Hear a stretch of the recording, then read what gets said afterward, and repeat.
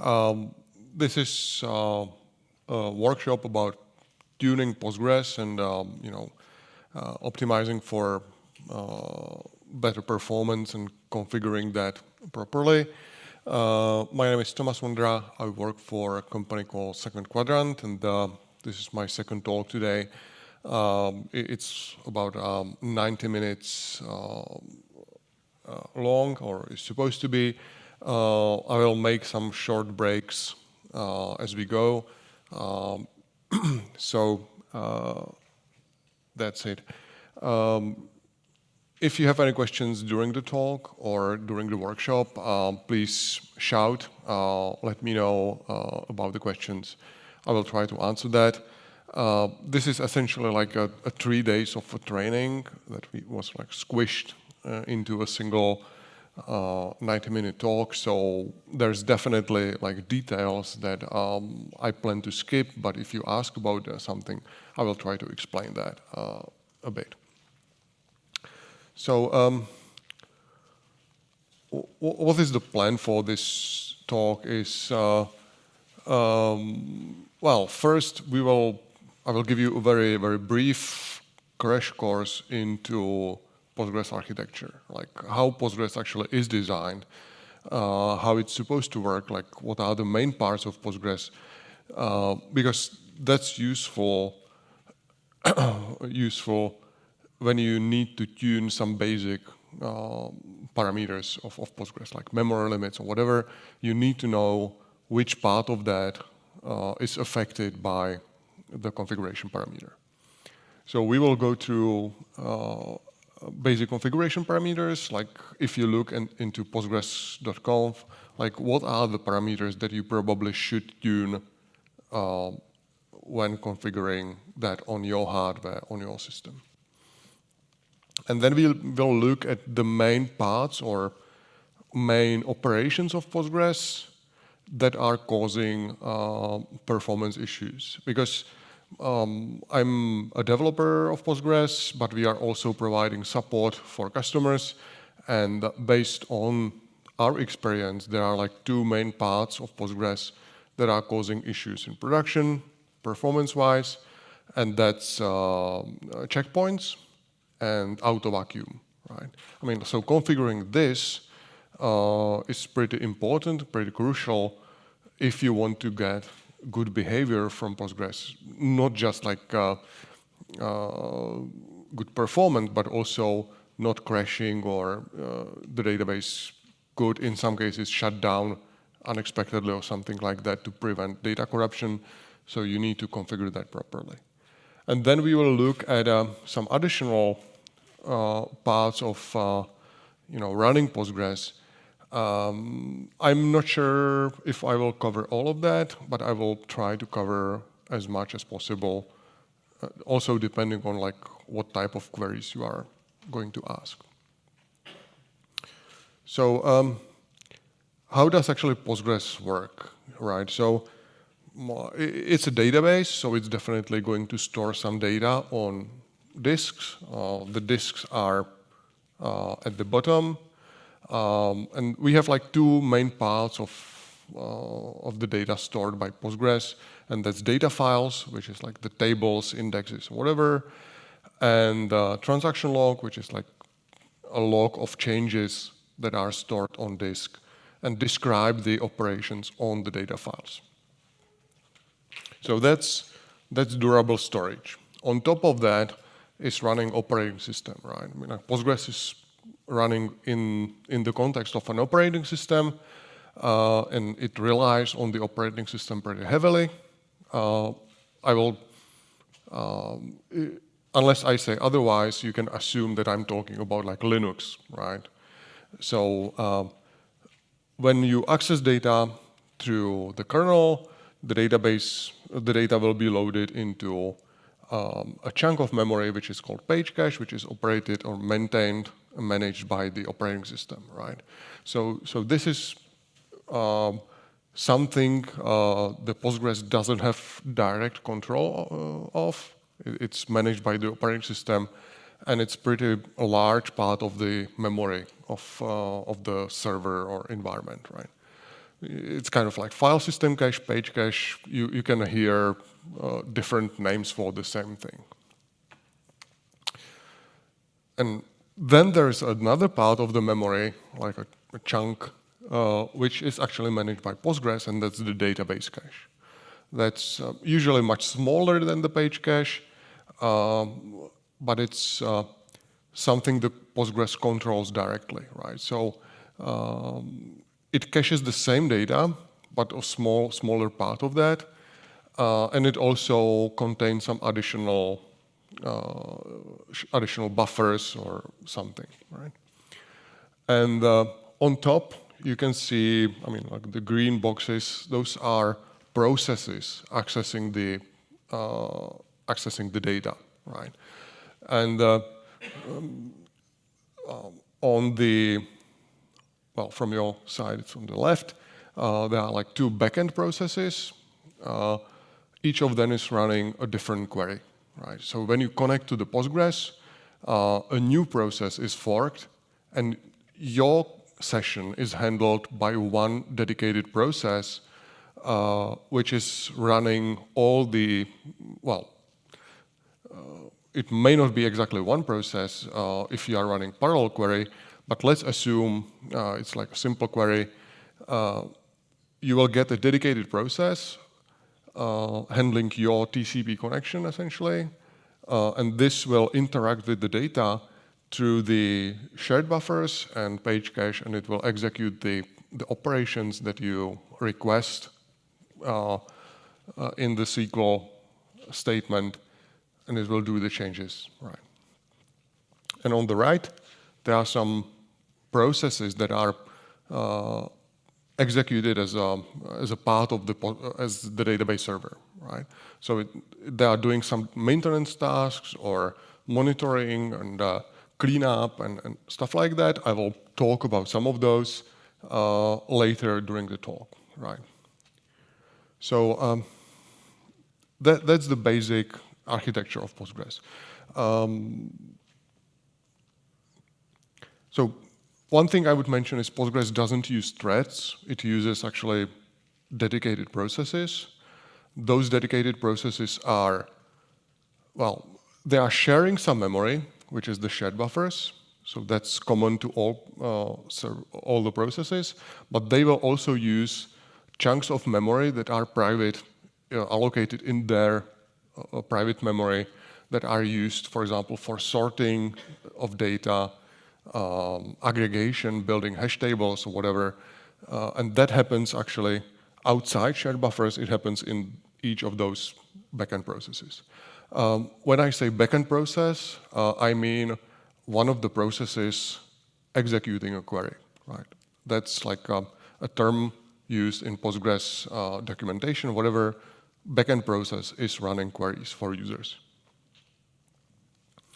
So the first thing when you are configuring a database machine is you need to think about like how much memory should those processes get, like how large should the database cache be, I mean the shared buffers, and how much memory should the queries have available, right? In general, if you look at the configuration file for Postgres, the values, the defaults in the configuration file are quite low, right? So for example, if you install from regular packages, you will get like shared buffers set to 128 megabytes of memory, which is like tiny, right?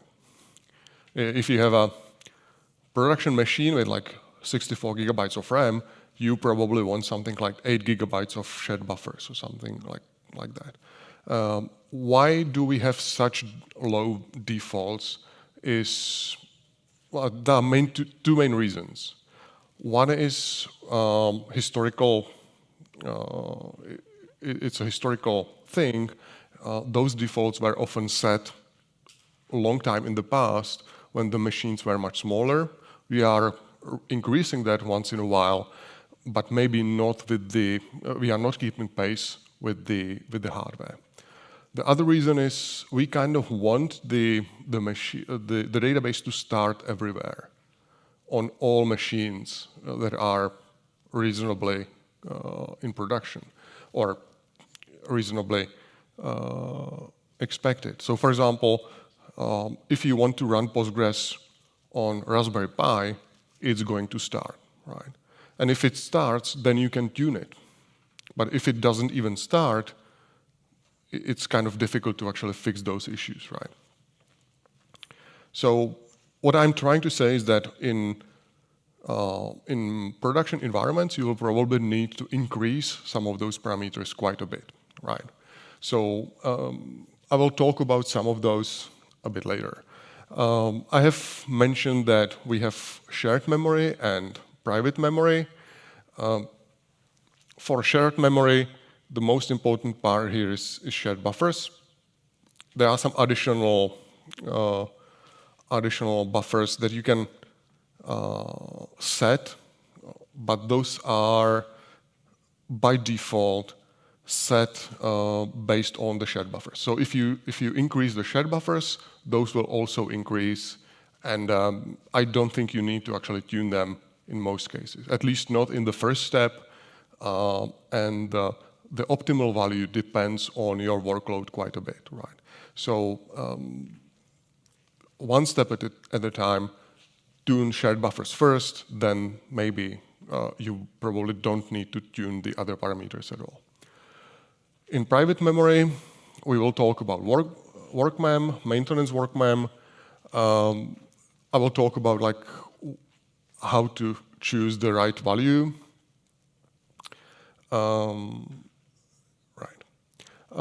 One thing I would like to mention is there is a parameter which is called effective cache size. People are often confused, like, what should I set it to?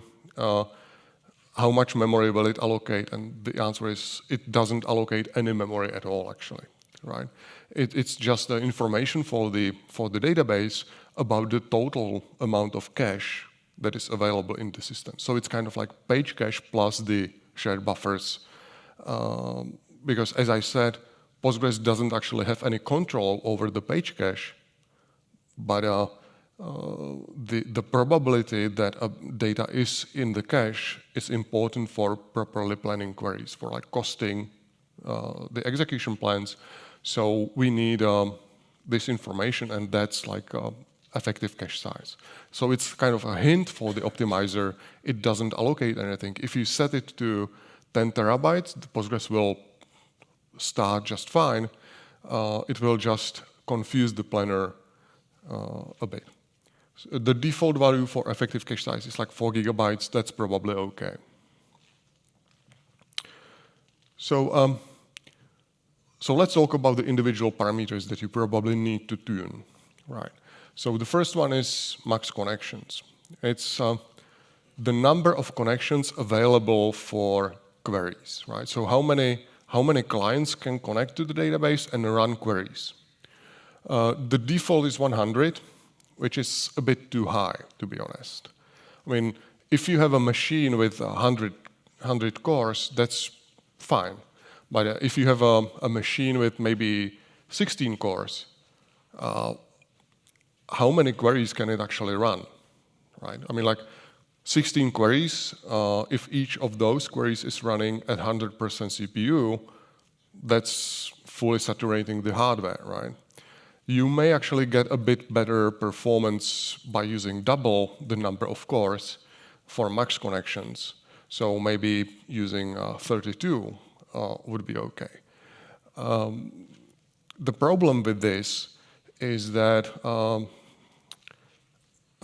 most people or most applications kind of assume that only some small part of the connections is active, right? So what the application will probably do, it will run a query, then it will wait a bit because it's processing something somewhere else, not on the database server.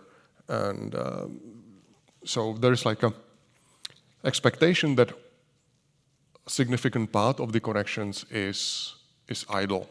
It's not running queries all the time. And that's okay. The problem is that what happens if suddenly all the connections become active, right? What if all of those connections start working and running expensive queries? Well, it means they will use more memory than you expected. It may even end up with out-of-memory issues. So you need to be really careful about this. If you have 16 cores, maybe using max connections set to 100 is okay, right? But just don't do stupid shit like some people that are adding more application servers, and they are just increasing the number of connections because each of those application servers has like requirements for a number of connections. So they end up with like 8,000 connections on the database server, and then it's really, really easy to cause issues for the database, right? So if you need large number of connections, and you expect that large number of those connections are idle, actually not doing anything most of the time, use a connection pool, right? Put a connection pool in front of the database server and make sure that the database only ever gets a same number of connections. So I think a good value for max connections is like twice the number of CPU cores. Maybe you can go a bit higher, but you need to be careful about higher values because it means that each of those connections will have smaller amount of memory available, right? Which gets me to memory, right? So as I mentioned, the shared buffers by default is set to 128 megabytes. If you have a server with, I don't know, 64 gigabytes of RAM, how much of that should be for shared buffers? And there used to be some rules, like recommendations, like 25% of RAM, but not more than 8 gigabytes or something like that. That's one of the rules. The truth is, there are no rules anymore, right? We have made the management in Postgres of shared memory so efficient that you can actually use like 128 gigabytes of RAM for shared buffers without like significant slowdowns. The problem is it may actually be inefficient to use that in the sense that you will get double buffering because suddenly the data will be cached in two places in memory and so on. So it's really workload dependent. I mean, like it's difficult to give you a recommendation, like rule that you could follow. What I usually do when we are giving advices to customers is we start with a lower value, say 1-2 gigabytes, something like that. And then we measure what is the cache hit ratio. Like Postgres has internal system catalogs that will tell you how many blocks were found in the share buffers and how many blocks had to be requested from the operating system. And if you can keep the cache hit ratio very high, if you can increase the shared buffers, the size to get like 95% of cache hit ratio, that's great, right? So what we do, we start with a smaller value, and then we double the value and measure the cache hit ratio. And you stop with the increases when the cache hit ratio stops growing, right? And there are usually two situations. The first one is when the active set of the data fits into RAM, then using a shared buffers a bit larger than that is the right size of shared buffers. So for example, if you have 1 terabyte of data, your application probably uses only a small fraction of that, right? Because it's like the most recent data. Most people will look at the data from their local region or something like that. So if this subset of the data fits into RAM, use that, right? Make sure that shared buffer is large enough for that. If you can't fit that into RAM because it's too large, because you only have, say, 64 gigabytes of RAM, and the active set is half a terabyte or something like that, use smaller value for shared buffers because it's not going to help you anyway, and just leave that, or leave the rest for the page cache for up to the operating system to actually cache that for you, right? The benefit of the page cache is that it's elastic in the sense that when you need memory, for example, to build a hash table or something, the operating system will release some of the memory and it will give it back to the processes, right? The shared buffers don't have this capability. It's a fixed size chunk of memory. It's dedicated to the database, and if you find out that you would like to release, actually free some of the memory, the database has to restart, right? Which is annoying.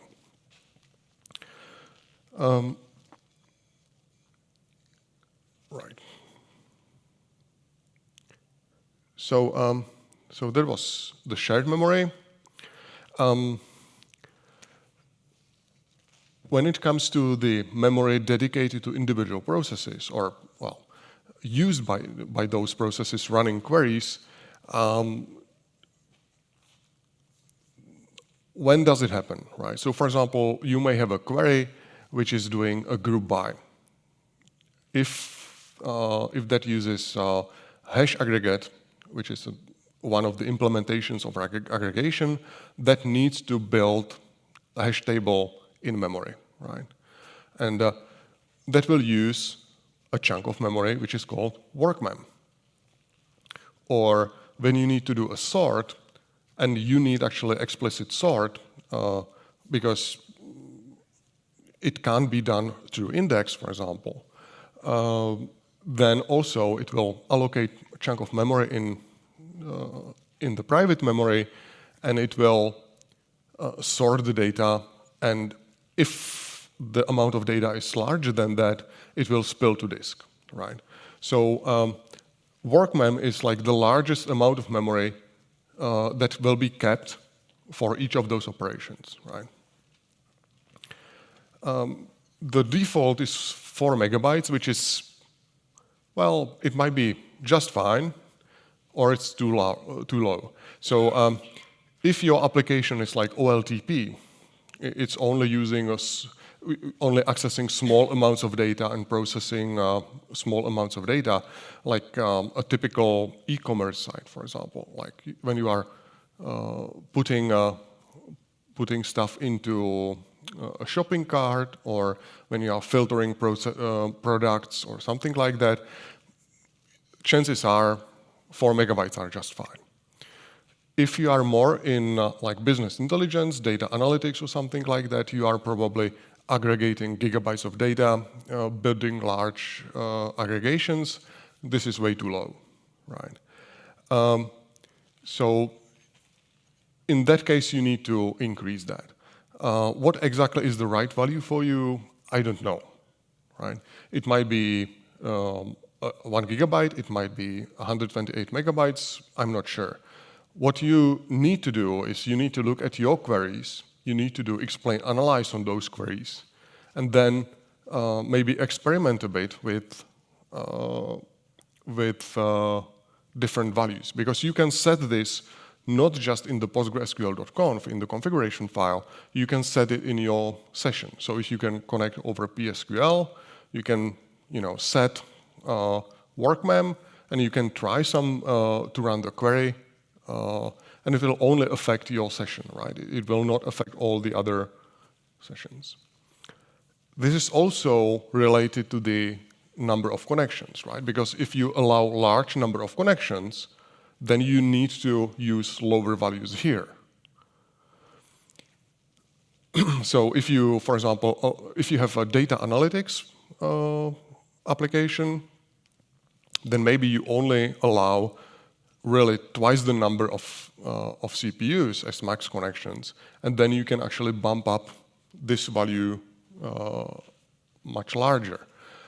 The other problem with workmem is that it's per operation, it's not per query, right? So if you have a complex query, which is doing like multiple aggregations, joins, and stuff like that, this actually limits each of those operations independently, right? So a complex query can actually consume a multiple of that, right? So that's something that is quite annoying for DBAs, but we really don't have a better solution at this point. Right.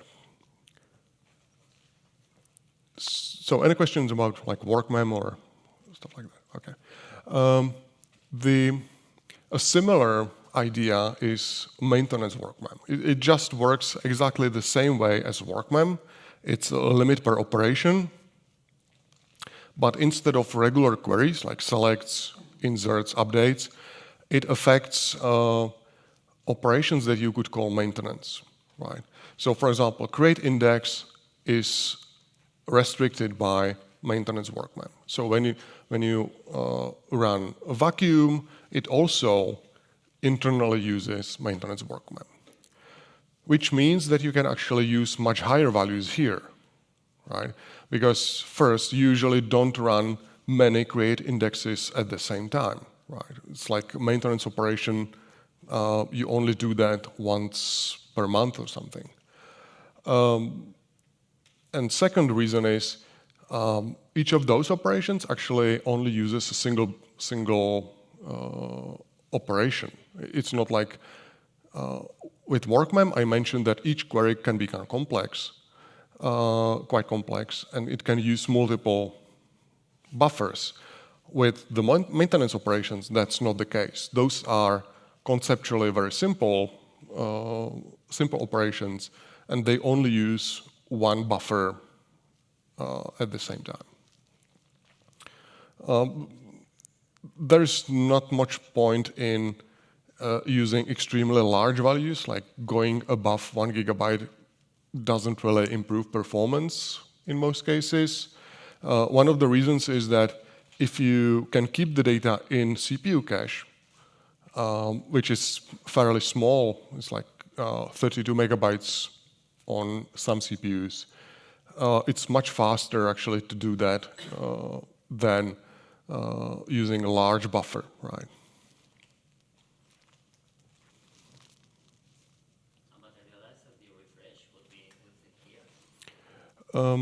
Yeah. So that's a good question. Materialized view will actually execute the query, right?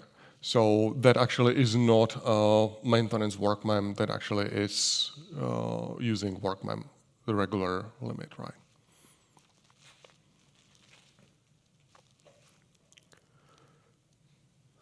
Okay, so those were memory limits. One thing I'd like to mention is about I/O operations, and that's effective Io concurrency, which is by default set to 1. I have already mentioned that Postgres quite heavily relies on infrastructure of the operating system. So for example, when you do a sequential scan on a large table, we will do, the kernel will do something called read ahead, like prefetching for us automatically, right? Because it can detect that we are reading a file sequentially, so it will read the next chunk before we actually need it. But that doesn't work, that only works when we read the file sequentially. It doesn't work for other types of plans, like for example, bitmap index scan. Because we are, in that case, we first build a bitmap from the index according to the condition, and then we skip some of the blocks that we don't know, and we know that we don't know that thanks to the index. So it's still mostly sequential, but we are skipping some blocks that makes the read ahead for sequential scans impossible. and it requires Postgres to actually prefetch that explicitly. And that's exactly effective Io concurrency. It means like how many blocks do we want to prefetch? The default is 1. It's a bit, I mean, if you want to do prefetching, you probably need to increase that to maybe 16 or 8 or 32 or something like that.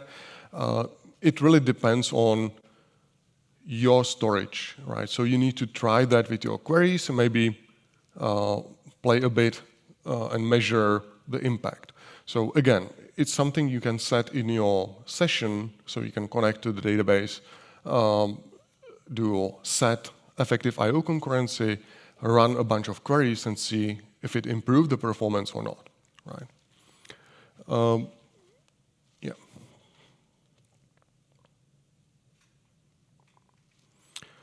Right, so those were like 4 or 5 most important parameters that you need to tune when configuring Postgres. Like, there are many other parameters. I will talk about some of them a bit later, but let me first talk about like storage. Obviously, database stores data on disk, and if you use crappy disks that are slow or something, that will not end well, right? You can't get good performance when the database can't actually fetch the data fast enough. So that's why good storage is important.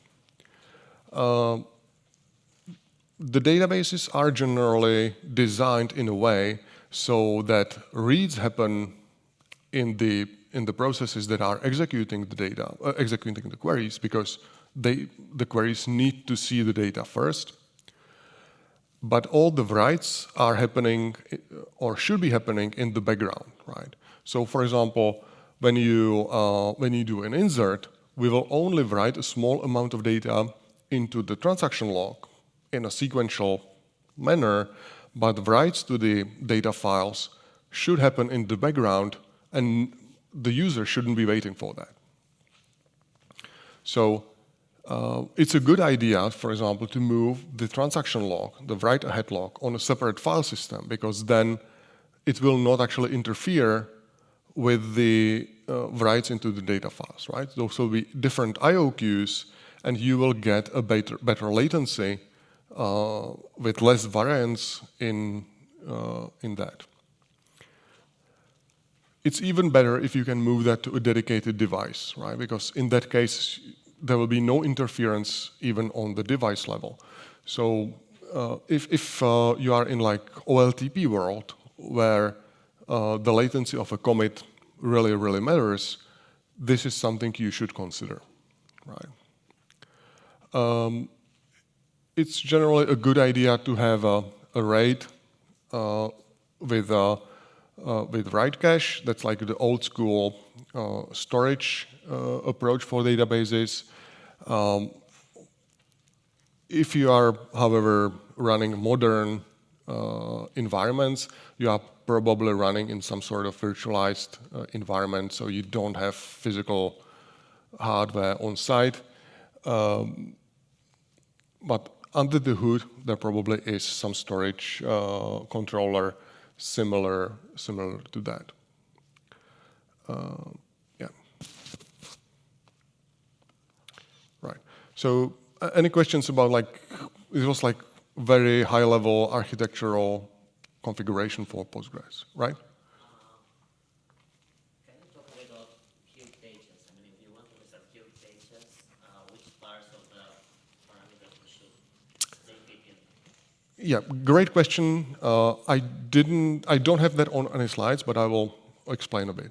So the question is about a feature which is called huge pages in the operating system.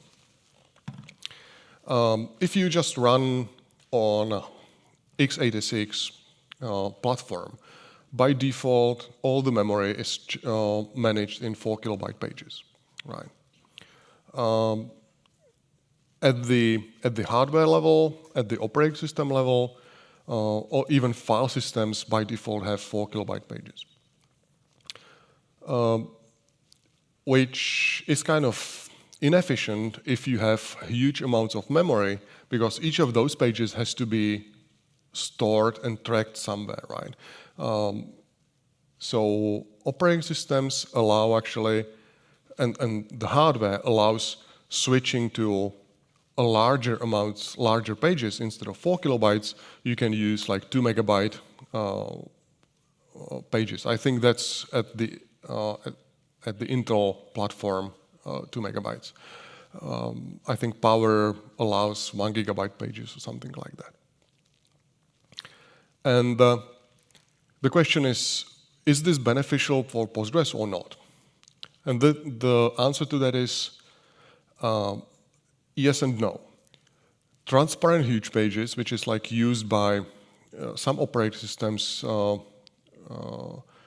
which you can enable, and it will kind of use automatically huge pages for all allocations, that's really not useful for Postgres at all, right? But you can use explicit huge pages. So you pre-allocate huge pages only for shared buffers.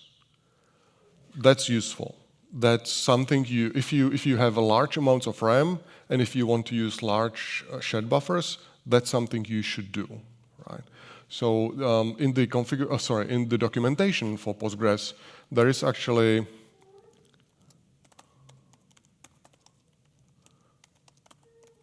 a set of instructions how to use that, how to enable huge pages on Postgres, right?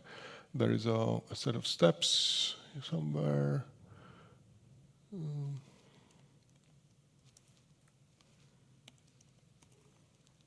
Right, it's like over here, right?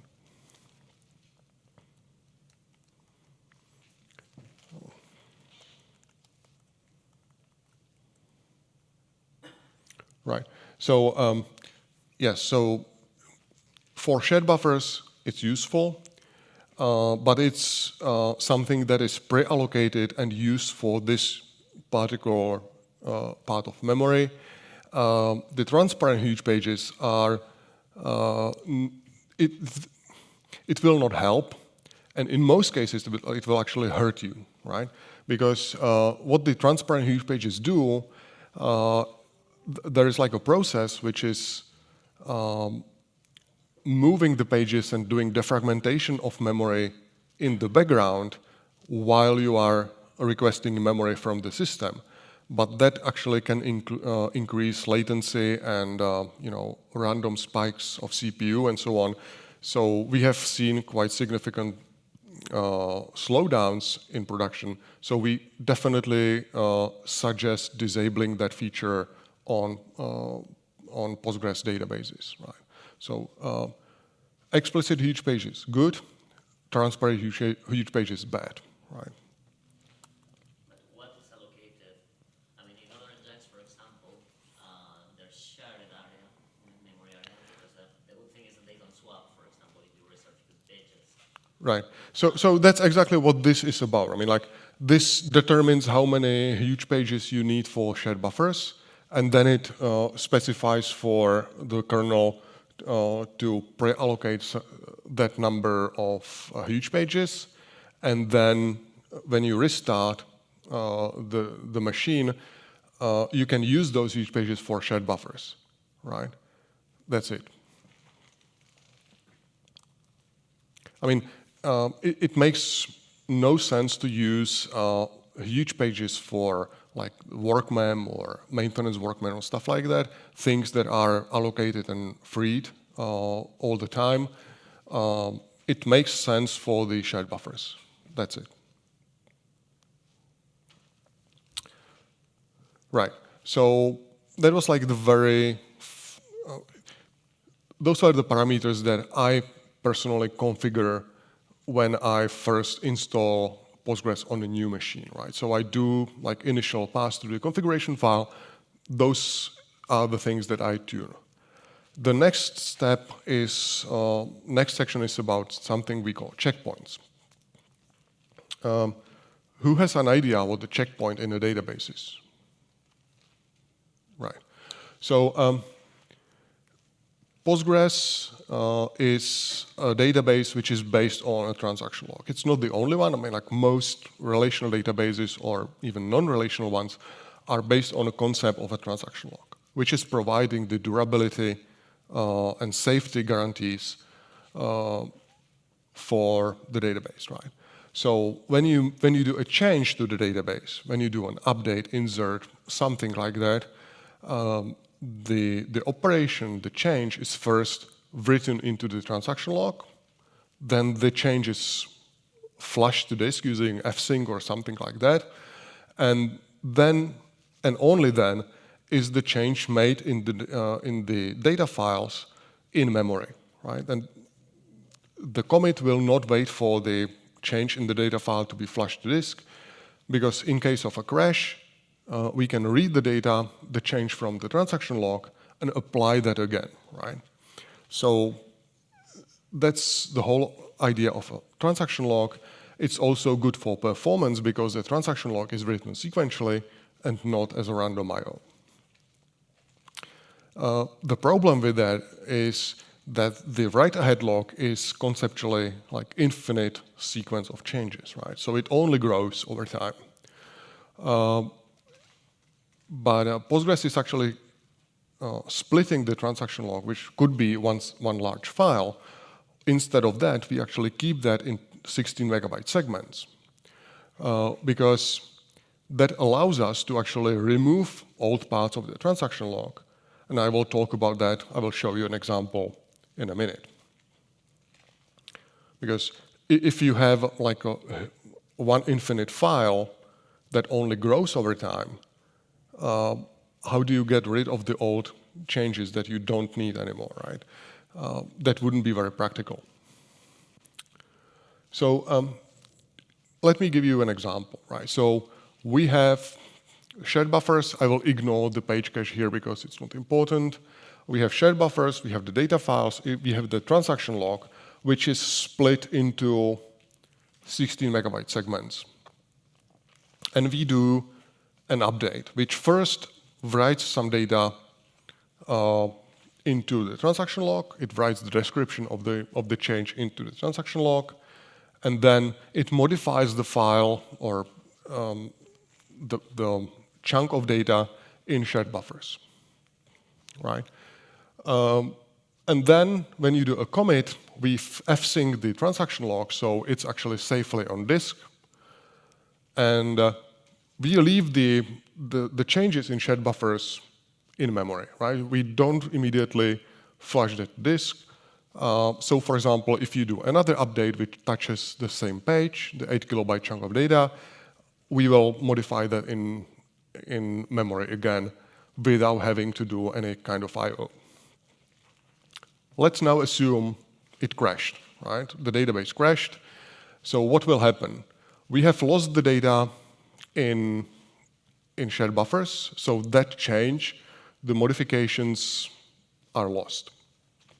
So what will happen? We will do a recovery from the transaction log, and we will replay the changes, apply them to the data files again, which means we are okay, and we can continue with the database without losing any data, which is great.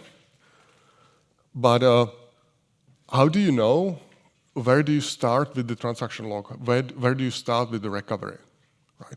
You don't know which of those changes actually were described by which change in the transaction log, so you kind of need to keep everything. Right? So after a while, you may have like 100 gigabytes of data in the data files and a terabyte of data in the transaction log. That's not very practical, right? So what we do instead is we call a checkpoint, which means we first make a list of all the modified buffers in memory. We flush all of that into disk, and then we remove the old part of the transaction log, right? Which is also why we have split the transaction log into 16 megabyte segments, because it makes removal of old parts very easy. So that's a checkpoint.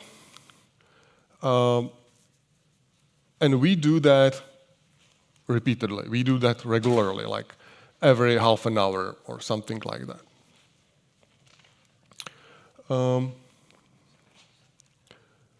Right. So what a checkpoint is, it writes dirty buffers to durable storage. If a recovery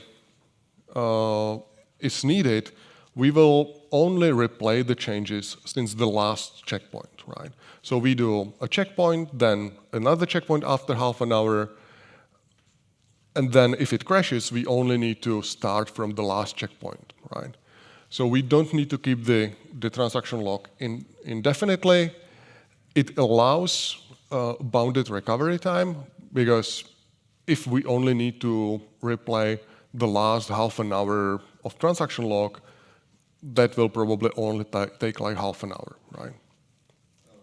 Sorry, what happens if the data has already been stored in the data files by an fsync? Yeah, I mean, like, that doesn't really matter. I mean, like, the transaction log will, we do expect that situation. It can happen, right? We may actually flush some of the data from memory to data files. The recovery actually knows about that, right? Because each of those pages, each of those 8 kilobyte chunks has an information about which part of the transaction log modified that for the last time.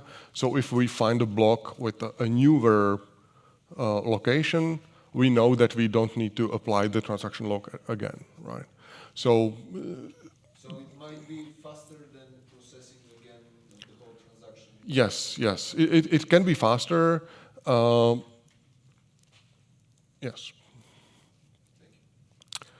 The checkpoint, however, may be quite expensive in terms of I/O, right? Because it needs to write a lot of data from shared buffers on disk, and those changes may be actually random I/O, right?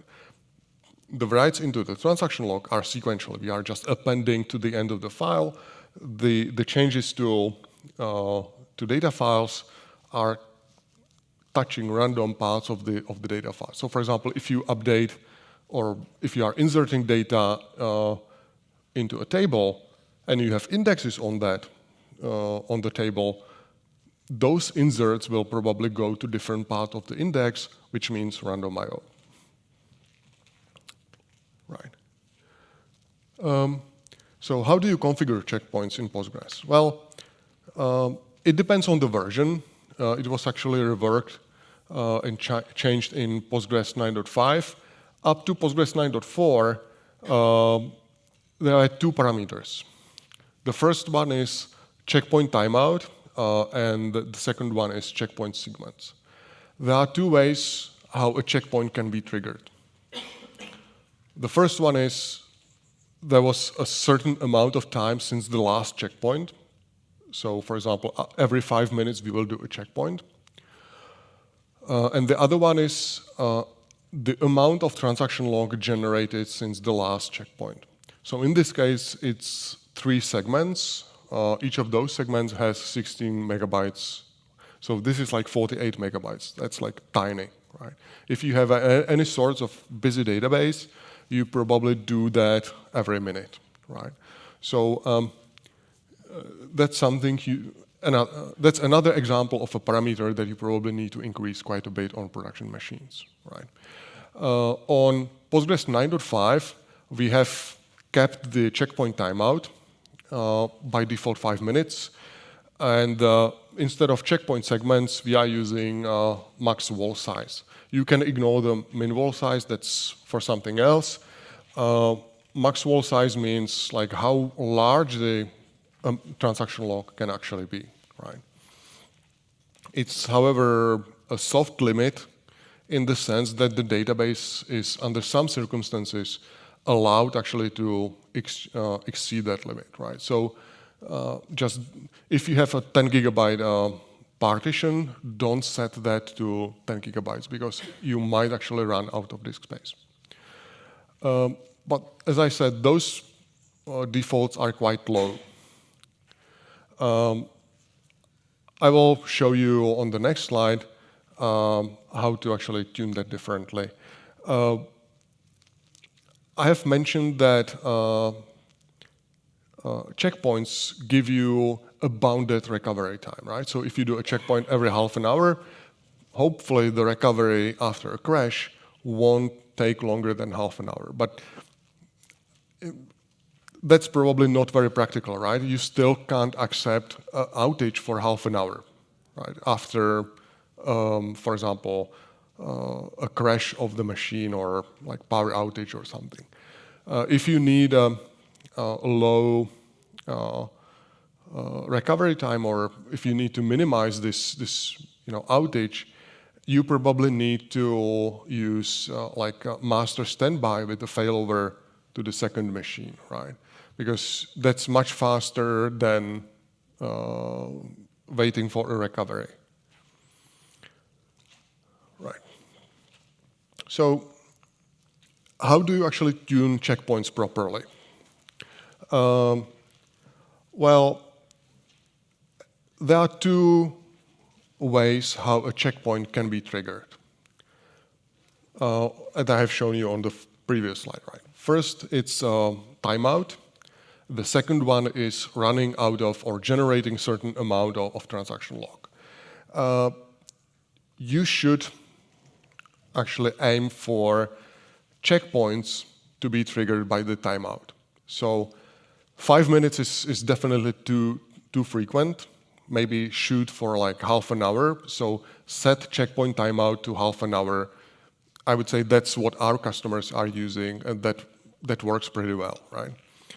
The idea is that you do the checkpoints not too often. So for example, multiple modifications of data can actually modify the buffer while in memory without actually each of those changes going to the disk independently, right? So you are like merging the changes in memory, which is very cheap, instead of doing a lot of I/O, which is expensive.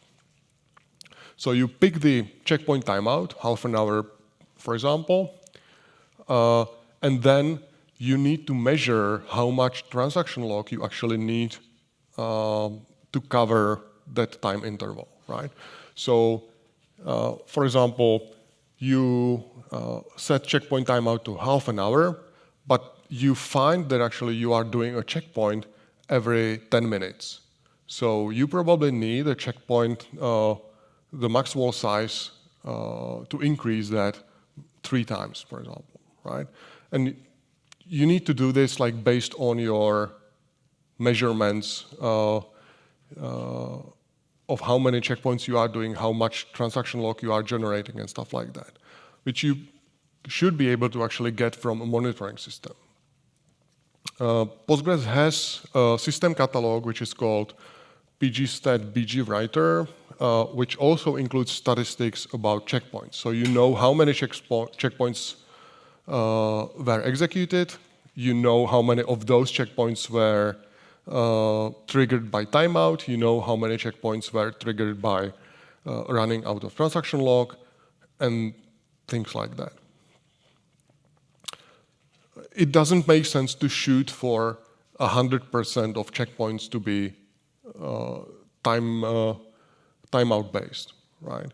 Because there will always be some checkpoints that are triggered by other reasons. The first one is if you have like a batch load at night, that probably generates large amount of transaction log because you are loading large amounts of memory.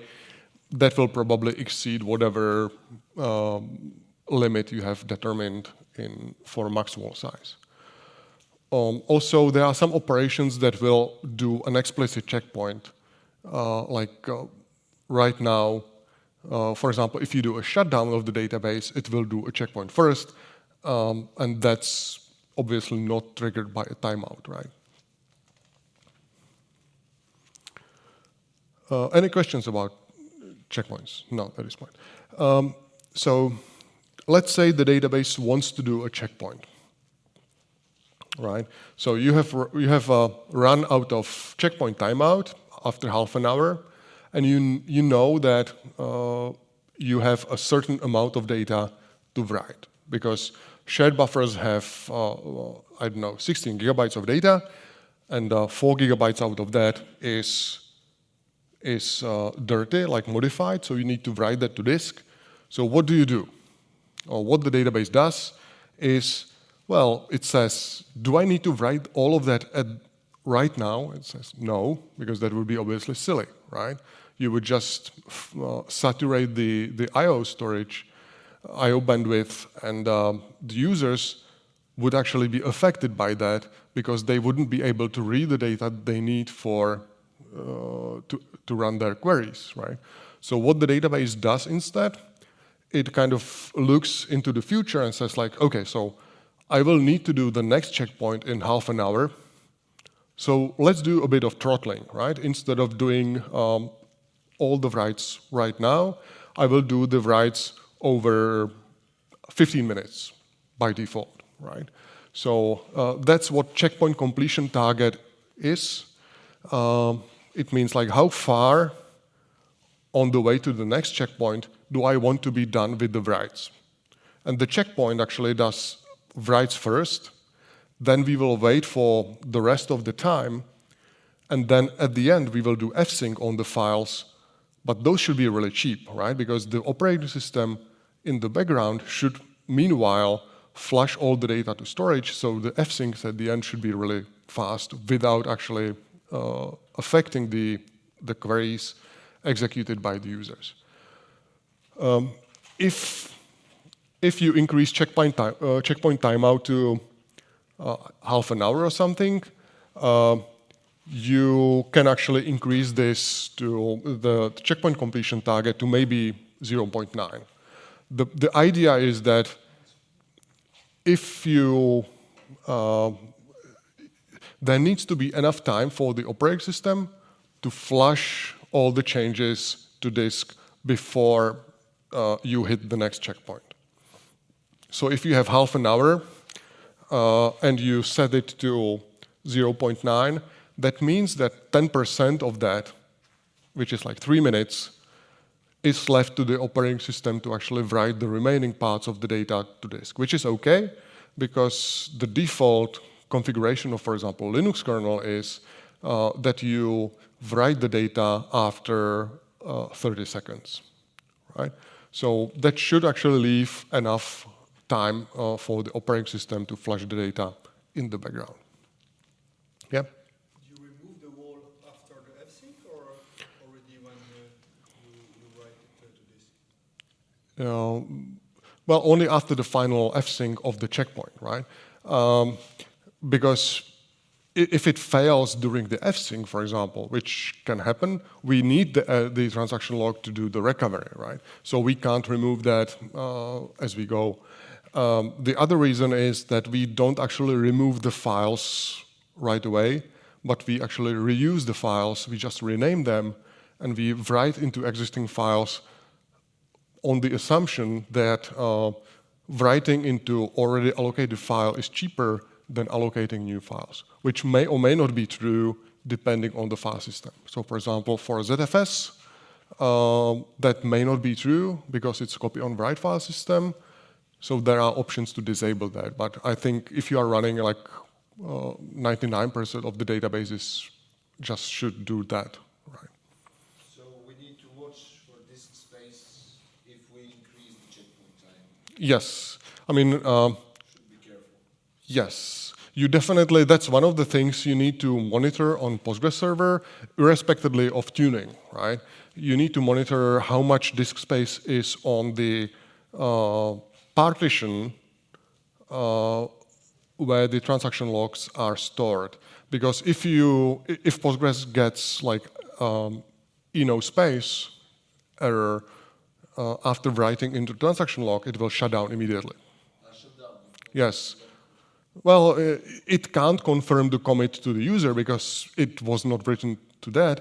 and there is like nothing it can do about that. So it will shut down. You will need to release that, and it can actually happen for various reasons. So, for example, if you have a replication slot, and the standby disconnects for a longer period of time, the primary needs to keep all the transaction log because otherwise the replication would be broken. So there are reasons why you need to do that, even if you don't increase the checkpoint timeout. So why doesn't it create a checkpoint if it runs out of space so he can reuse? No, so that's like a during a checkpoint we don't write into transaction log, so that's okay. But when you are actually writing into transaction log because users are doing inserts update. Reject the transaction, but at least to Yes. force a checkpoint to free some space for. I mean, like, there is a whole bunch of issues with fsync and handling of errors. So we can't just retry fsync, retry the checkpoint very easily. Yeah. Right. So if I go right here, I have actually mentioned. We've been talking about checkpoints, and checkpoints are the most efficient way to get data to disk into the data files, because we can merge different writes, we can merge modifications. The database can do different optimizations, like sort the writes to make them as sequential as possible. But if you have, for example, a data set which doesn't fit into shared buffers, means like there will constantly be data evicted from shared buffers and so on. We can't use all those optimizations. We can't just rely on that, right? So users or the queries executed by users will be in a position where they need to load data into shared buffers, but there are no free buffers in shared, there is no free space, so they will need to evict changes, right? They will need to kick out some of the data from shared buffers to disk. And if it's dirty data, which means like modified buffers, it means the sessions will need to actually do writes and I/O, which is annoying because it means latency for user queries, which is something we don't like. So the first way is good. That's a checkpoint. If the data has to be written to disk by backend processes, that's bad because it means like immediate impact on user queries, and we don't like that.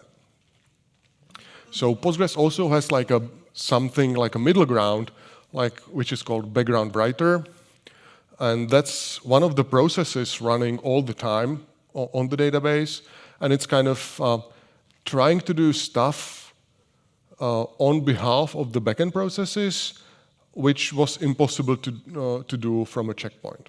So what actually happens is the database is monitoring how many buffers were needed by user queries in a time period, and then in the next time period, it will try to,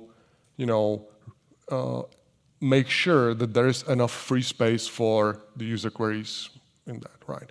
So there are three parameters doing that.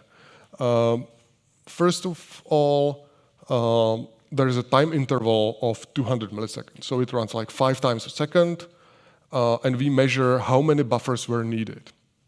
And then we multiply that number by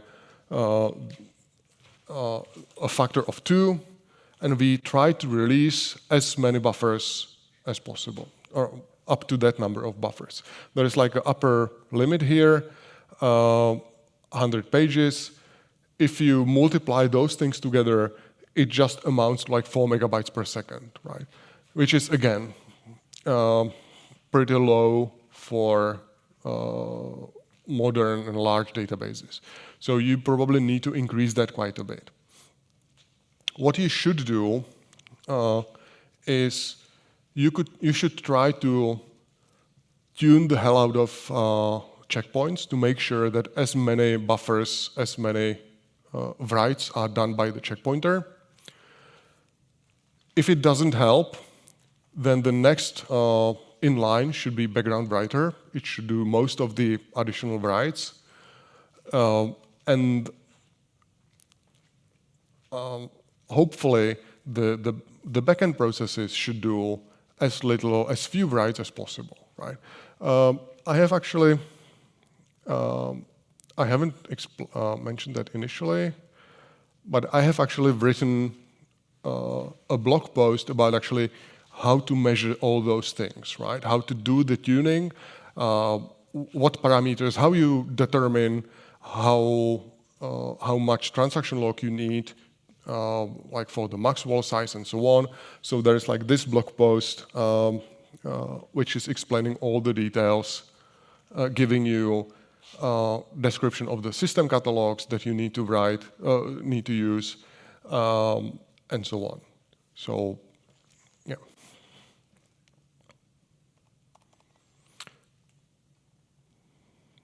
By the way, I will upload the slides somewhere, so you don't need to take photos all the time. I mean, like, if you need the slides, I will give it to you. I'm not sure. It probably will be published on the conference website or something. I'm not sure. Right. So that was checkpoints. Like, that was one of the main performance issues or reasons for performance issues with Postgres. So the other one is about cleanup, right? Who knows what MVCC is? Right. Yeah. So Postgres was from the very beginning designed for high concurrency. I mean, like,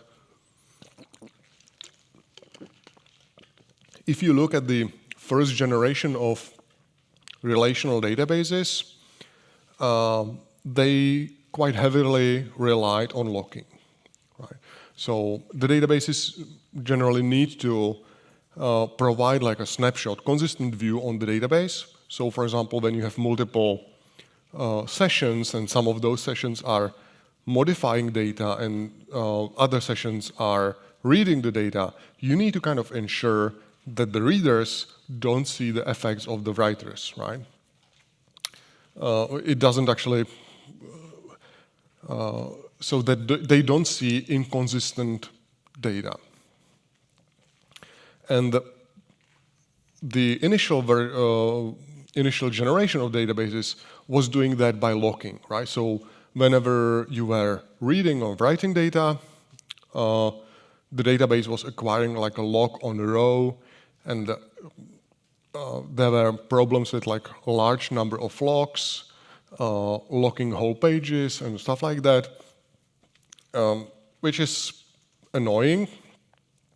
It was probably working fine with a single process, single CPU, but nowadays we have like hundreds of cores, hundreds of sessions, so it doesn't really work that well. So instead of what Postgres is doing, it's actually allowing a high concurrency by implementing a scheme which is called multi-version concurrency control. The big advantage of that is it's high performance and application usability. I mean, like, the database doesn't need to do that much locking. The annoying part of that is it requires cleanup. And I will show you an example why, right? So what I mean by high concurrency is, let's say you have two sessions, two connections to the database. The first one opens a transaction and does an update. And then goes and does, like, waits or does something else.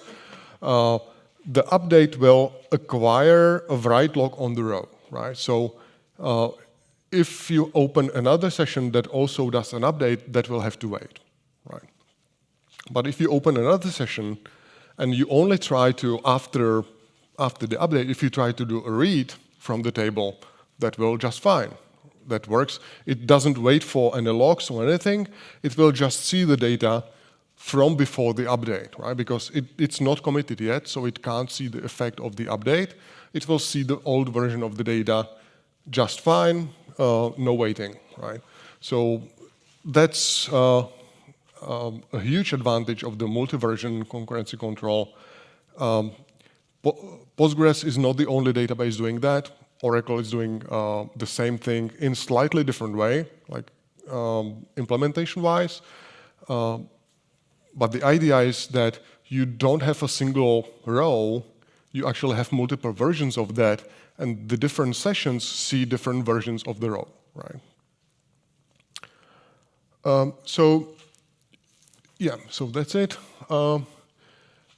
So how does it actually work?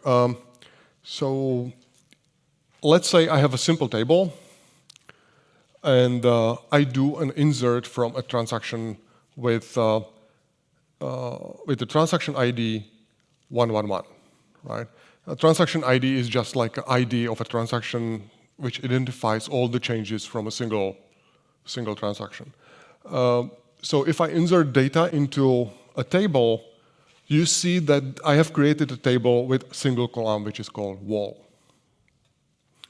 But if you do a select from the table, you can also use special columns that are in the table that are managed completely by the system.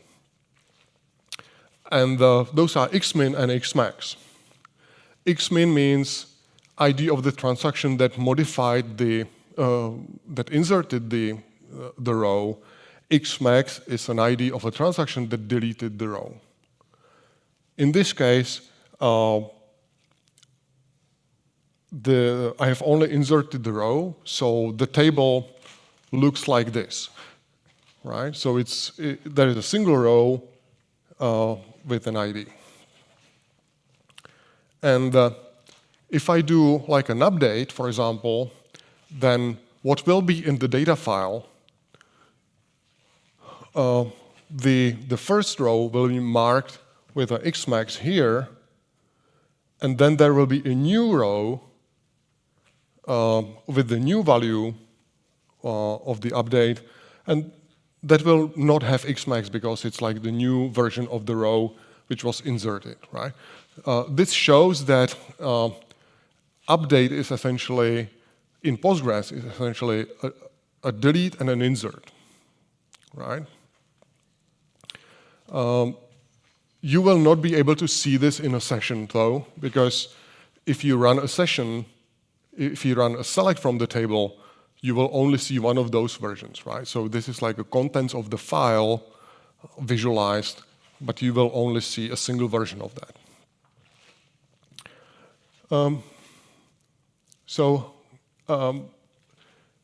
Write transactions get assigned a transaction ID, and each row has a hidden fields with information that is used to actually resolve whether we can see that or not, right? So xmin is the number, xid of the transaction that inserted the row. Xmax is when it was deleted. There are some additional fields that I will ignore here for the sake of simplicity. It adds a bit of overhead for each row because we need to keep this for each row independently, and the data changes are not visible until commit. So, for example, if I open another session here and I do a select from the table, then we will go through all the versions, and for each version, I will see, I will check the visibility according to read committed transaction isolation state, right? Because I will look at xmin, I will see like, is the transaction committed? If not, I can't see that, right? If it's committed, then I will check the xmax, because if it's also committed, then I don't see the row anyway because it was already deleted, and I see the effects of that. And then I will look at the xmin of the next version, and I will say, okay, so I can see that because I see the effects of the transaction that inserted the row, and the row was not deleted. So I will only see the second row, for example, right? So what does this mean? This means that updates actually make the table grow, right? Because each update will create a new copy of the row.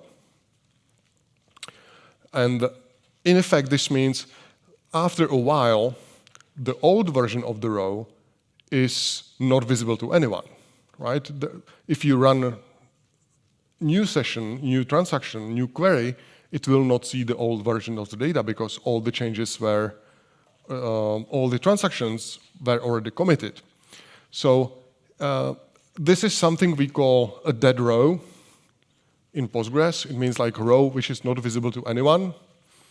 And having too many dead rows in a table is called bloat, right? So because if you have a table and you do a lot of updates and deletes on that,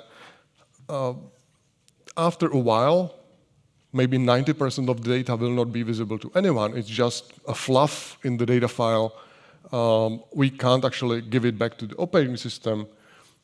We can only release the file, do a cleanup and make the space available for new data. And that's exactly what a process which is called vacuum does. It goes through the data files, cleans up the dead rows, and makes that available for new inserts or updates, right? We can't remove rows that are still potentially visible to existing transactions. So for example, if you have a long-running statement, long-running query in the database, we can't remove any dead rows until that query completes, right? What is much more common though is, if you have a query which is running for 2 hours, we can't remove dead tuples since 2 hours ago, right? What is more often an issue is long-running transactions. Right? I mean, if you start a transaction and don't write? That shouldn't be a problem. It would be a problem for transactions that are serializable, but until you do an insert or update or something that actually gives you the full transaction ID, that is not a problem. I still don't have it. Right. So, yeah, where was I? What is usually a problem is that you have like an application which opens a transaction, does like an insert, and then goes and does something else without actually committing. That will cause bloat because it will prevent cleanup for a long time. There are also possible issues with like two-phase commits and idle transactions. That's the same reason, right? Like two-phase commit, if you only do the prepare and not the commit prepare transaction, that is just like a long-running transaction.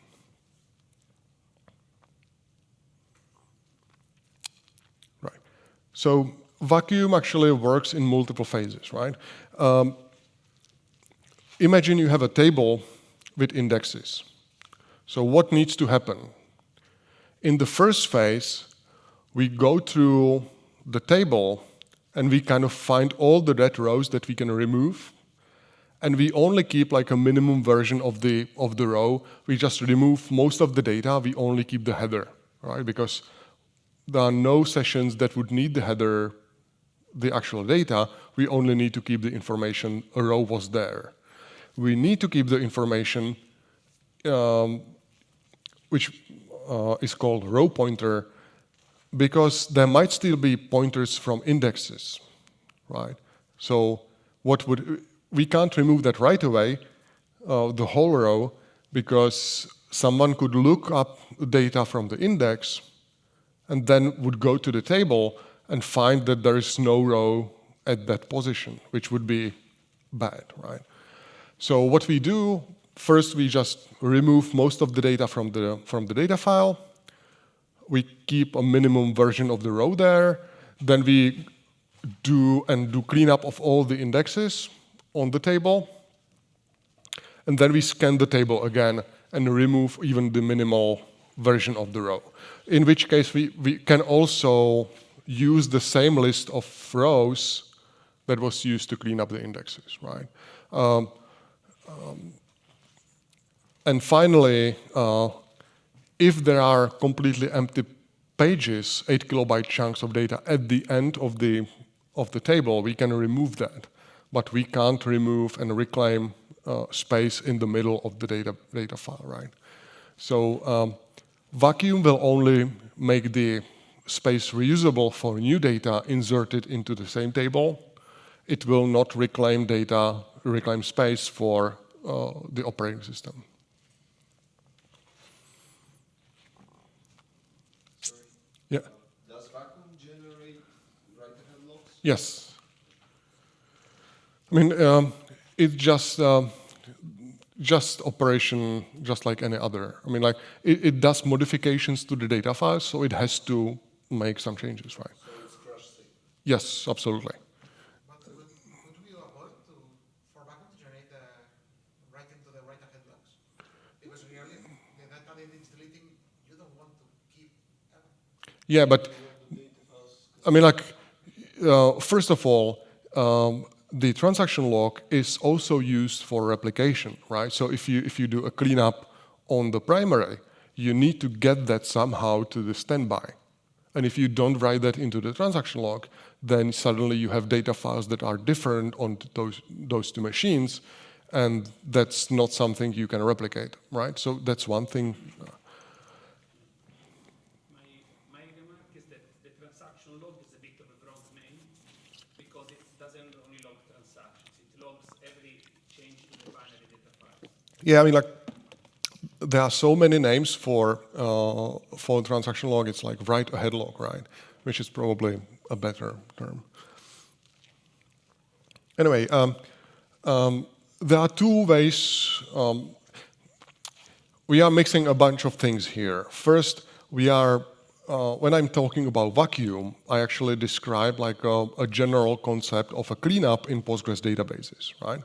But I also describe a command which you can run from the database, which is called vacuum, which does actually execute the same thing.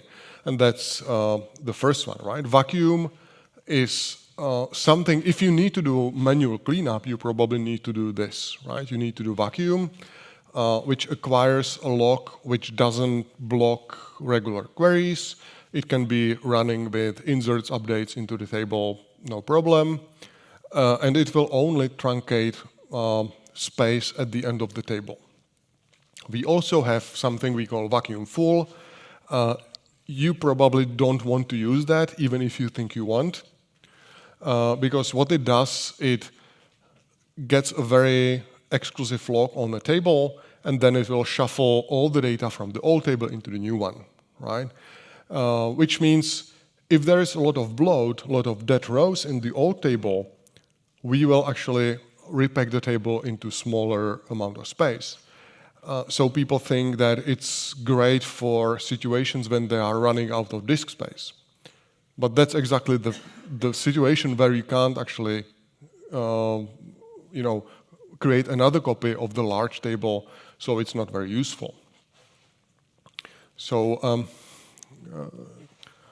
yeah. Is there around that? Is there a way around that? No, not really. I mean, if you get with Yeah. 80% full, can you do something? I mean, like, at that point, it's an emergency. If you are running out of this space, the only solution to that is, for example, drop indexes on the table that you don't know, which will, free some space.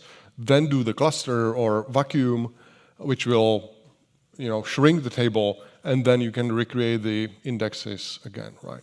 That's the only and most common solution to that.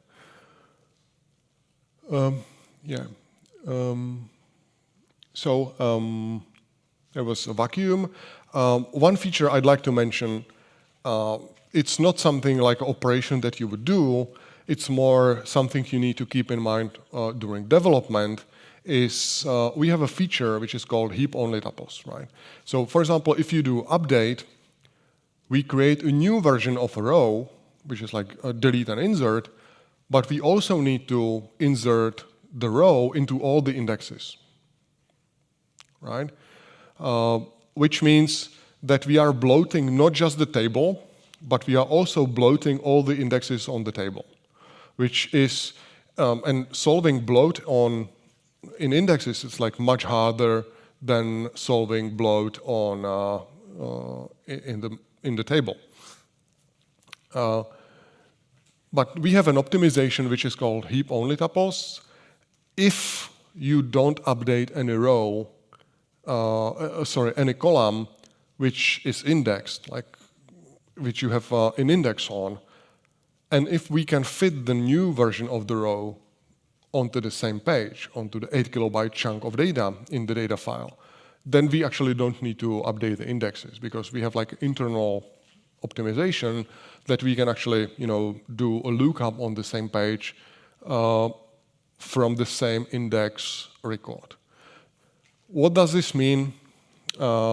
It means you won't get indexes bloated that much because if you don't create new pointers in indexes, that's good. But it also means you need to kind of consider this during development, right? So you need to be very careful about creating indexes that you may not actually need, right? So I have seen applications where all columns were indexed just in case someone needed to do a query in the future, which is completely insane because it completely disables this optimization. The other reason why heap-only tuples are disabled in many applications is people are using frameworks or ORMs that are updating all columns all the time, right? Because they can't detect the modifications. So obviously, if you update all columns, at least one of them will have index on them, which disables that. If you want to look at statistics about heap-only tuples, you need to look into a catalog which is called pgstat_all_tables, and there are two columns: number of tuples updated and number of tuples hot updated. So you can see what fraction of the updates actually are hot. And if you have a table which has almost no hot updates, then you probably need to inspect why is that happening, because it's probably causing a lot of bloat in the indexes. You can optimize that. Right, but so far all the cleanup that I have talked about, like running vacuum full, and all that, that's manual, right? The question is, how do you know when it's the right time to actually do that, right? Should you do that every hour? Maybe that's too often. Maybe that's not often enough. Should you do that at night, or like, how often do you need to do that? Well, you don't really know, right? You can't actually know. So how do you automate this so that you don't need to watch that all the time? Well, the hot is kind of automatic cleanup because it happens without you having to do anything, right? But if you can't do hot, you need to run a vacuum somehow, right? You need to do actually clean up on the tables regularly. So who knows how often to do that? Well, the database should know, right? I mean, like, the database knows how many rows were updated. It knows what fraction of the table is kind of empty, or how many dead rows were generated in the table, and so on. So it should be able to actually make a decision when it's time to do a cleanup. And that's exactly what AutoVacuum is about. So AutoVacuum is a daemon, one of the other processes in the database, which is doing a cleanup in response to modifications of the database. So it's monitoring DML activity on tables. It's looking for number of inserted, updated, deleted rows. It's in the same catalog as the hot statistics, right? pgstat_all_tables. If you look at the catalog, there is a lot of interesting feature, a lot of interesting columns, a lot of interesting metrics. So that's where AutoVacuum is getting all the information. aside from the cleanup, and I will show you on the next slide how to configure that, AutoVacuum also does another important thing, and that's collecting statistics for the optimizer, right? So the database kind of has an idea about data distributions, like so it can decide whether to use index or sequential scan, whether to do, say, different types of joins and stuff like that. So that's also done by AutoVacuum in a step which is called analyze. So how do you configure AutoVacuum? Well, these are like high-level parameters. AutoVacuum on, please don't disable that. It will bite you if you do that. You probably don't need to modify these parameters. I'm just showing that for your information. AutoVacuum naptime means how often the check will happen, right? So every minute, the AutoVacuum will check if there are tables that need a cleanup. The cleanup, the vacuum commands are actually executed by multiple processes. It's not like one process, but 3 by default. And it's useful to actually include some information about the AutoVacuum tasks in the server log. So you can, for example, by default it's disabled. You should probably set it to maybe 100, which means all cleanups longer than 100 milliseconds will be written into a server log, right? That's useful when you get a lot of bloat and then you need to inspect like why wasn't it bloated, because it will actually tell you, I have done a cleanup on this table, I have been able to clean up this many rows, and this many rows were still, well, dead, but still potentially visible to many sessions, so I have left them in the table, right? So it's useful for investigation. Does it log the backup? If it, in the previous slide it said that it poses cancels. Right. So yeah, this question, good question. What happens with AutoVacuum is that if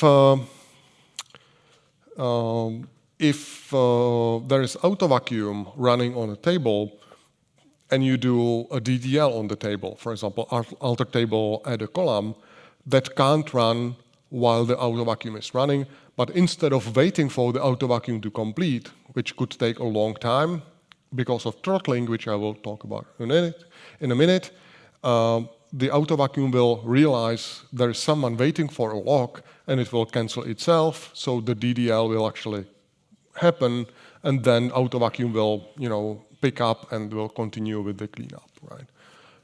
So does that answer the question? Will it log a line that? Yeah. It will. You will get information about like AutoVacuum cancelled, and that's it. But you will get that irrespectively of this, right? The cancel is actually logged even without it. So that just enables AutoVacuum. That's the high-level configuration. But how actually how does the AutoVacuum launcher, the process, knows that it needs to start a cleanup on a given table? Well, there are two parameters. The database will look at the pgstat all tables catalog. It will know how many rows were deleted in the table, how many dead rows are there, and then it will compare that to a threshold or like a limit, and if it's higher than that limit, it will actually do a vacuum, right? So the default, for example, for vacuums are this. So it says 50 rows plus 20% of the table. So the database knows, for example, that a table has 1 million rows. 20% of that is 200,000. And if the number of deleted rows in the table is more than 200,050, it will do a cleanup on the table. You can most of the time you can ignore the 50 because it's there just so that on small tables we don't do the cleanup all the time, right? If you have a table with say 100 rows and you update the table 20 rows in the table, it doesn't make sense to do a cleanup of the whole table, right? So we will always require at least 50 rows. But what really matters for large tables is this. It's the vacuum scale factor. Another way to look at this is you kind of allow this amount of wasted space in a table, right? So 20%, is it a lot or is it too much or not? So if you have a table which is,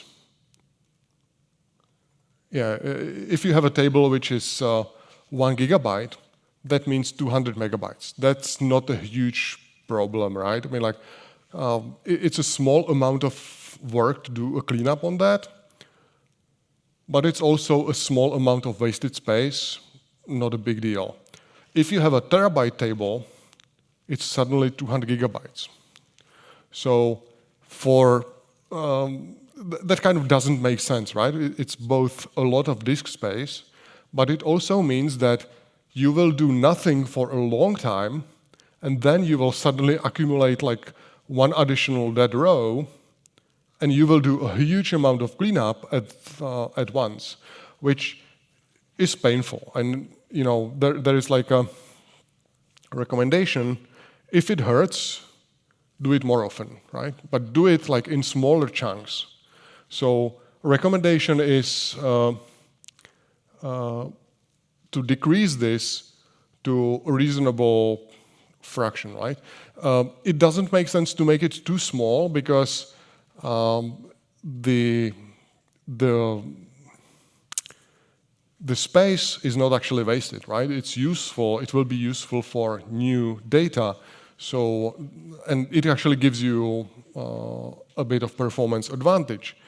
But what you can do here is you can lower the thresholds, right? So instead 50, you can use, for example, 1,000, which increases the minimum number of rows, and then decrease the scale factor from 20% to maybe 1%. And suddenly, instead of wasting 200 gigabytes on the 1 terabyte table, you are kind of wasting and leaving there space for 10 gigabytes of data, which is probably okay. You will get like smaller chunks of data to clean up than suddenly having to clean up 200 gigabytes, right? So that's something we do on production databases.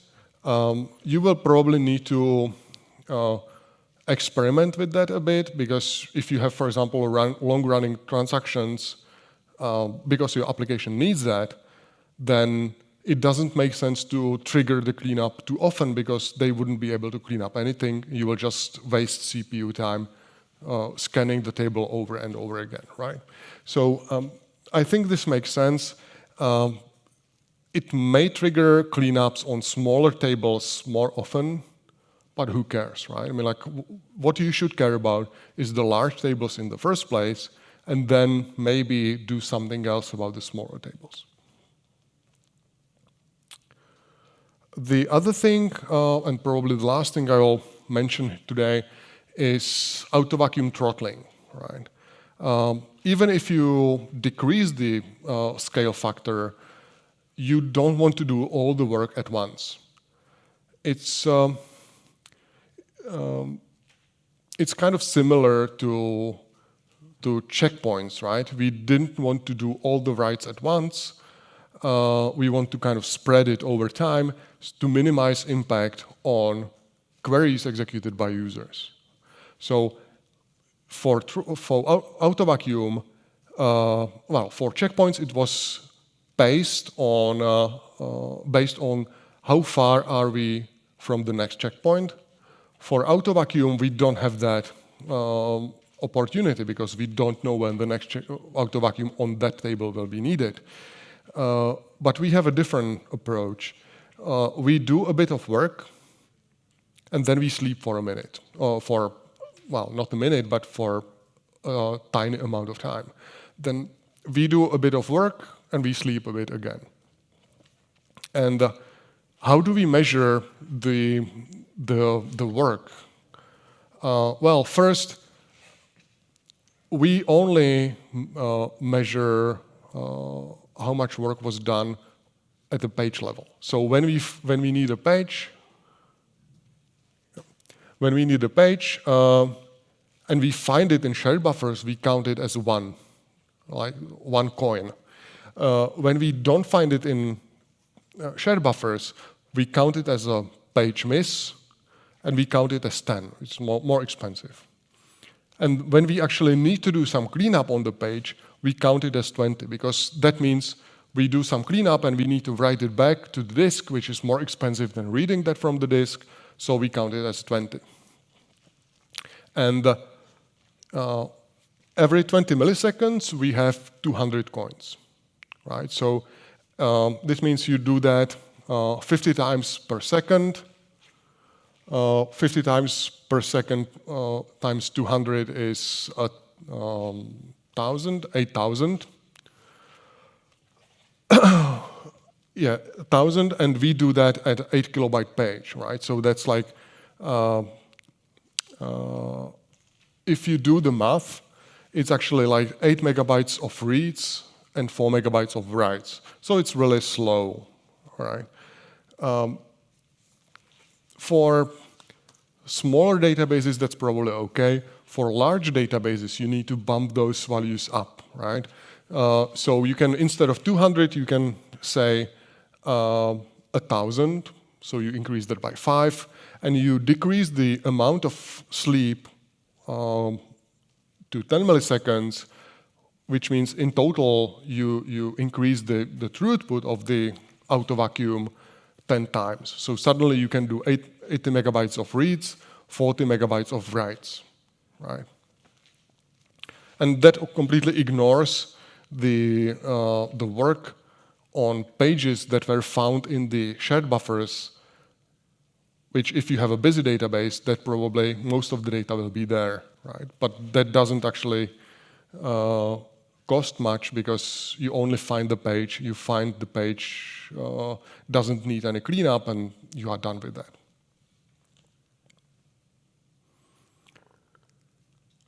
Right.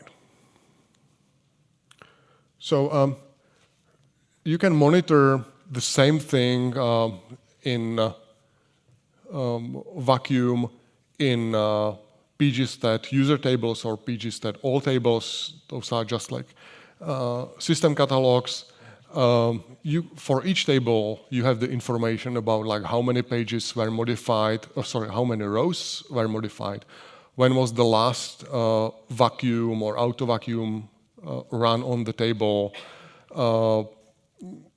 You can see what's exactly the current vacuum stage, right? It's like, is it the first scan through the table? Is it cleaning up indexes, or like what's happening there? So there is a progress monitoring view in the database. Similarly to the checkpoints, I have written a fairly detailed blog post explaining like the different approaches to tuning auto vacuum, when you need to increase how can you modify the parameters, recommending how to increase the throttling limits and stuff like that. One thing I would mention here is that sometimes people find out that the auto vacuum can't keep up with the database, and they do one of two things. They either disable auto vacuum entirely, in which case they will have issues because there will be like a quiet period for a moment, and then the database will accumulate a lot of bloat, and they will actually, it's much more painful to clean up the bloat afterwards. Or they increase the number of auto-vacuum workers. If I go back, one of the parameters here is max workers, and it's set to 3 by default. So they say, okay, so if 3 workers can't keep up, I will increase that to, I don't know, 10 or 12 or something like that. But that actually doesn't help, because they usually have one table that needs the cleanup, and we can't run multiple auto-vacuum workers on the same table at once. So that's one issue. But even worse issue is that the throttling is actually applied to all the workers combined, right? So if you increase the number of workers, well, the total throughput of the cleanup is still the same. It's just you have more workers, and each of those workers goes a bit slower, right? So that doesn't actually improve the thing at all. Right, so I think it's 7:10, so it's exactly the time when I should stop. Hopefully it was useful for you. If you do have any questions or anything, yeah. All of this applies also to partition tables, or they go by a different set of rules? The same thing applies to partition tables. I mean, partition table is just a collection of regular tables. There is no difference for that, right? I had the impression that the majority of these settings don't need tuning. Like in the typical case, if you're not having problems, should we actually try to? I mean, like if it works, don't do anything, right? I'm just talking about like if the application, if the database behaves fine for you, okay. I mean, like, why would you tune that, right? But if I mean, like, if you have, for example, if you have a database which is like handling read queries, it doesn't generate any bloat, you don't need any cleanup. I mean, like, maybe the defaults are working for you just fine, right? I mean, like, this is more for databases that are like handling a lot of inserts, updates, and generating a bloat, right? In that case, you need the auto vacuum tuning. That's it, right? Yeah. Does the DDL, for example, adding a column has any impact in regards to the MVCC for the versioning of the rows? I mean, like, no. It depends on how exactly you add the column. There are versions that actually do require a rewriting of the whole table when you have like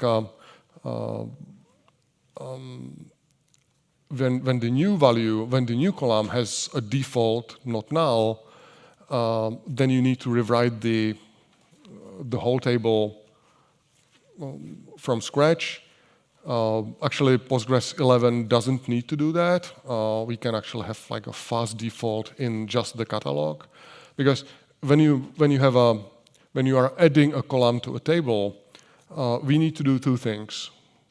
We need to add the records into system catalogs, which is called PG attribute. And in many cases, that's okay. We don't need to touch the table at all.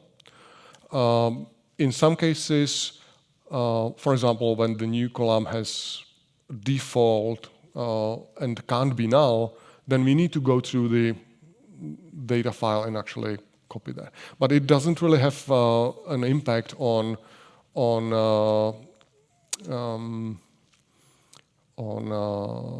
the MVCC. Essentially, it will. Does the dead rows have an impact on the process of this? No, I mean, like, no. What will happen is that we will essentially do like, if we need to override the table, we will create a new copy of the table. It's not like a delete and insert. It's not the same thing, right? So actually, it might actually make the table smaller if there is a lot of bloat, because it essentially does the same thing as vacuum full, right? Does it answer the question? Hopefully, yeah.